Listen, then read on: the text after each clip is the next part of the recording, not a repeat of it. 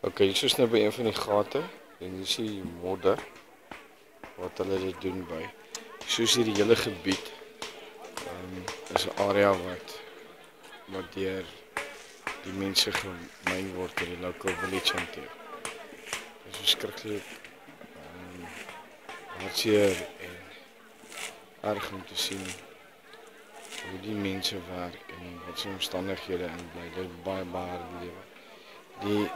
Die immers wat hulle gebruik waarin hulle was. Ek sien daai ronde ding. Dit is dis pompoene wat hulle gebruik om mee te was. En elkeen van die gate terwyl ek nou verby dit loop, is daar actually mense onderin. En hulle maak gebruik van is daar eintlik goud in. En hulle is baie bang oor waar jy loop dat jy miskien die grond onder gaan versteur. So hulle verkies dat jy op 'n spesifieke roete loop. Ja. Maar ja, so hanteer hulle dit. Hallo. En so is dit aan die kante van hierdie gate is daar sulke holes wat jy kan gaan en jy kan klim, met jou voete indruk.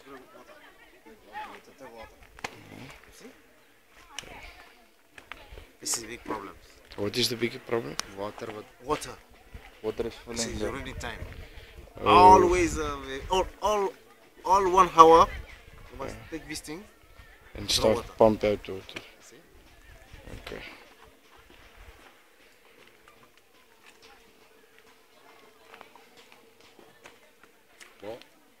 And the